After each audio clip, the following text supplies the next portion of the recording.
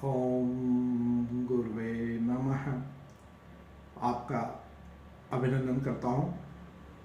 मेरे मन मस्तिष्क में एक प्रश्न सदैव मुझे उद्वेलित करता रहता है कि वेदों में क्या है, उपनिषदों में क्या है। मैंने इसको आधे अधूरे रूप में पढ़ने का प्रयास किया। संस्कृत में है। कभी मैंने एक बुक में जब एक बार बॉम्बे गया तो मुझे अच्छे से याद है, मैंने बुक में मुझे बड़ा शौक हुआ करता था, मुझे इच्छा थी कि मैं वेद खरीदूं। तो जब मैं बॉम्बे गया तो एक बुक मेरे को मिली मई 1988 में, जो है होली वेदास के नाम से, इंग्लिश वर्जन था। वो मैंने लिया। उससे पहले संस्कृत वर्जन थे। संस्कृत वर्जन को मैं उतना नहीं समझ पाता था। इंग्लिश वर्जन को मैंने बॉम्बे में लिया। जब मैंने वेद को पढ़ा, उसको समझने का प्रयास किया, उसको समझने के लिए भी हमने अन्य बुक्स का सहारा लिया, तो मैंने ये पाया कि वेद जो है एक विज्ञान है। वेद में विज्ञान है। परंतु जब हमारी सभ्यता, सनातन सभ्यता, अनादिकाल से बड़ी समृद्ध सभ्यता थी, हमारी सनातन सभ्यता पर जब मुगलों ने आक्रमण किया, तो उन्होंने सबसे पहले हमारे ग्रंथों को, हमारे पूजा स्थलों को नष्ट करने का प्रयास किया। इसका एक बहुत बड़ा उदाहरण हमारे यहाँ मिलता है, जो नालंदा विश्वविद्यालय है। नालंदा विश्वविद्यालय और नालंदा ग्रंथालय, उसको आग के हवाले कर दिया और आज के भी उसके अवशेष हमें मिला करते हैं। ये बड़ा दुखद है कि किसी भी सभ्यता को दूसरी सभ्यता के अभिलेख या ज्ञान को नष्ट नहीं करना चाहिए। अभी एक रिसेंट उदाहरण है जर्मन का। वहाँ पर भी सबसे पहले कुछ असामाजिक तत्व, कहेंगे मैं उसको, असामाजिक तत्वों ने सबसे पहले ग्रंथालय को आग के हवाला किया। मैं नहीं समझता कि पुस्तकें हमारा क्या बिगाड़ सकती हैं, या पुस्तकें भी हमारे दुश्मन हो सकती हैं, या हमारे ग्रंथ भी हमारे दुश्मन हो सकते हैं। चलिए, जो हुआ उसको तो कुछ किया नहीं जा सकता, मगर आगे मेरा अपना जो मन हमेशा मुझे उद्वेलित करता रहता है कि ये वेद जो हैं, उपनिषद हैं हमारे, वो जो है ग्रंथालयों में बंद हैं। और यह कह दिया जाता है जब भी कोई बात होती है कि ये धार्मिक ग्रंथ है। ये धार्मिक ग्रंथ नहीं है। ये अवधारणा को हमें बदलना है कि ये धार्मिक ग्रंथ नहीं है, ये विज्ञान है। इसका विज्ञान का जैसे जैसे हमारा विकास हुआ, जैसे जैसे सभ्यताएं विकसित हुई, पृथ्वी का ओरिजिन कैसे हुआ, फिर जो है हमारे हथियार कैसे विकसित हुए, विमान कैसे विकसित हुए, साइंस क्या है, वैदिक मैथ्स का भी आप वैदिक मैथ्स पढ़ते होंगे, नाम भी सुना है, कई लोग उसमें पढ़ते हैं, समझते हैं। इसी तरह से वैदिक मेडिसिन्स हैं, वैदिक केमिस्ट्री है, हर चीज़ वेद में डिफाइन है। और यही वेद है। वेद में कहीं नहीं लिखा है कि पूजा करनी है, धर्म है, ये है। धर्म क्या है? धर्म का जो, जहाँ तक मेरा विचार है धर्म के मामले में, धर्म जो है एक शब्द है, उसका अर्थ है कि जब हम सनातन थे तो धर्म हमारे नियम हुआ करते थे।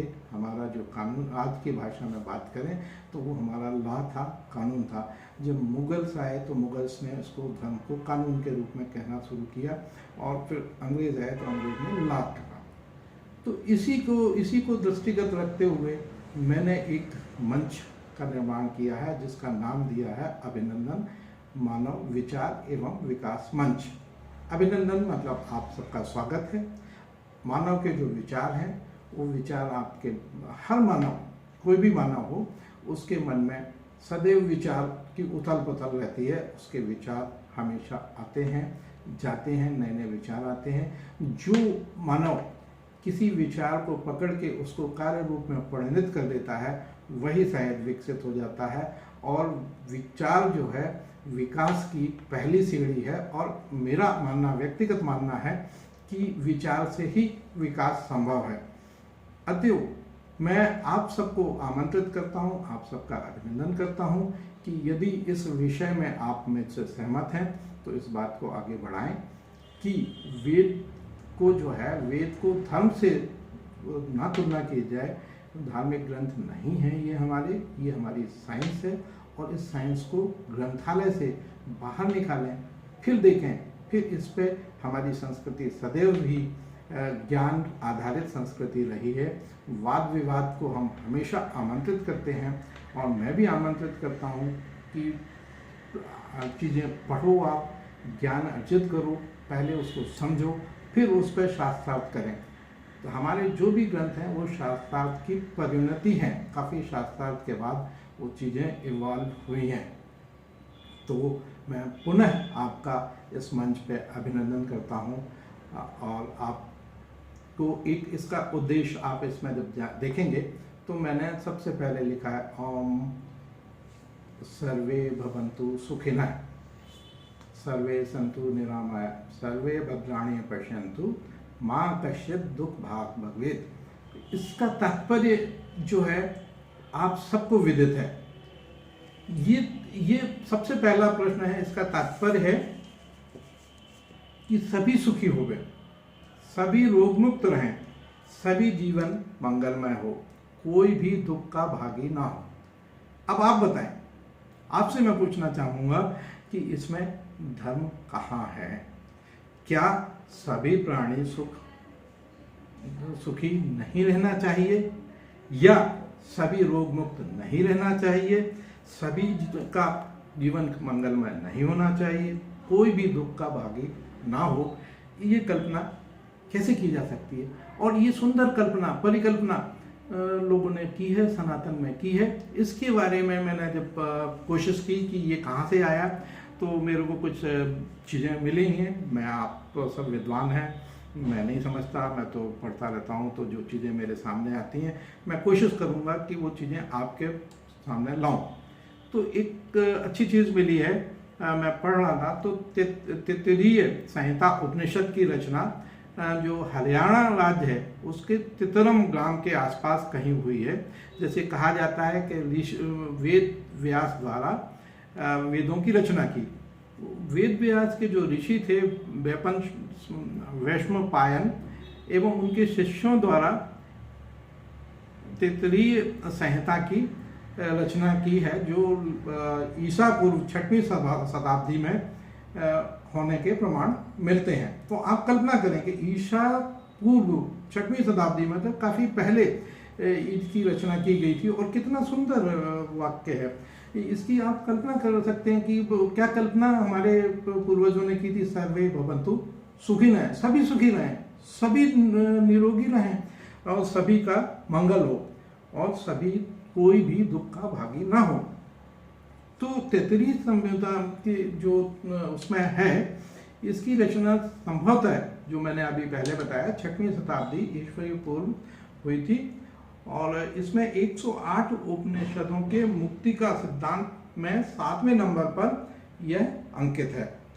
तैत्तिरीय उपनिषद कृष्ण या काले यजुर्वेद के भाग में वर्गीकृत किया जाता है।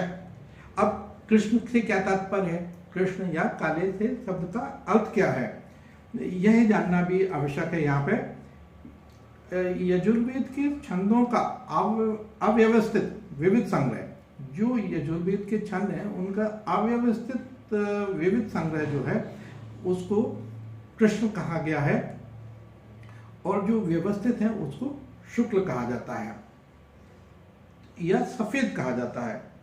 और इसमें तैत्तिरीय संहिता में कुल 53 मंत्र हैं, जो 40 अनावकों में व्यवस्थित हैं। यह 3 खंडों में से विभक्त किया गया है। प्रथम खंड जो है शिक्षा वल्ली है ना, जो शिक्षा से संबंधित है, शिक्षा वल्ली है। द्वितीय भाग ब्रह्मानंद या आनंद वल्ली के नाम से है, कि आपको कैसे आनंद की अनुभूति होगी, वो आप आनंदित रहें। फिर है भृगुवल्ली, भृगुवल्ली में जो है आपके कर्तव्यों का, कर्म का, कर्तव्यों का वर्णन मिलता है। शिक्षावल्ली को संहिता उपनिषद, ब्रह्मानंद और भृगुवल्ली को वरुण के प्रवर्तक होने के कारण वरुण उपस्थित वारुणी उपनिषद या वरुणी विद्या भी कहते हैं। इसी उपनिषद का यह श्लोक है, सर्वे भवन्तु सुखिनः, सर्वे सन्तु निरामयाः, सर्वे भद्राणि पश्यन्ति माँ कश्चित दुख भाव भवेत। तो आगे चल के जब मैं भी आगे इस अगले एपिसोड में बात करूंगा तो इसकी एक एक अल्पविराम से बात करूंगा। और जैसे सर्वे भवन्तु सुखिनः, तो सर्वे भवन्तु सुखिनः से मतलब क्या है, उसका तात्पर्य जो मैं समझता हूँ वो ये है, वह जो किस चीज़ को प्रतिबिंबित करता है, किस चीज़ का प्रतिनिधित्व करता है, वह ये है मेरे समझ अनुसार कि जो हमारा जीवन है that's a part and art of life. आपका जो भी जीवन का दायित्व है, कैसे, part and art of life. Part क्या है, अब पार्ट को समझना पड़ेगा कि पार्ट क्या है। पार्ट के भी अलग अलग हैं, हर मानव का अपना अपना अलग पार्ट है। जैसे एक शासकीय सेवक है तो वो शासन की सेवा करता है, उसकी शपथ लेता है और शासन के नियम कायदे के अंतर्गत कार्य करता है। एक किसान है, किसान अपनी खेती बाड़ी करता है, मेहनत करता है, मेहनत करने के बाद फसल जब ला जाती है और उसको लाता है तो वो सबको देता है।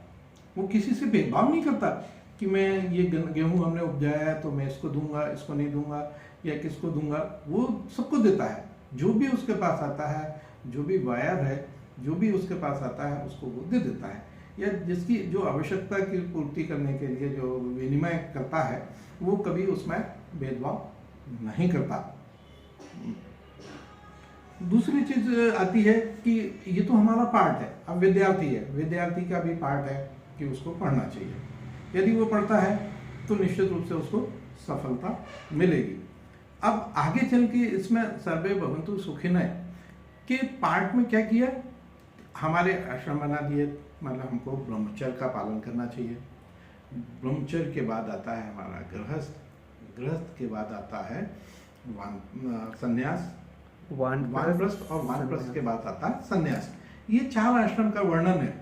यदि आप सुखी रहना चाहते हो तो इन 4 आश्रम का आपको अनुकरण और वो करना होगा। और मैं तो बस पुनः आपका इसमें अभिनंदन करता हूँ। आज मैं सोचता हूँ इतना काफ़ी है, कल फिर हम इस विषय पर बात करेंगे। नमस्कार, जय हिंद, जय भारत।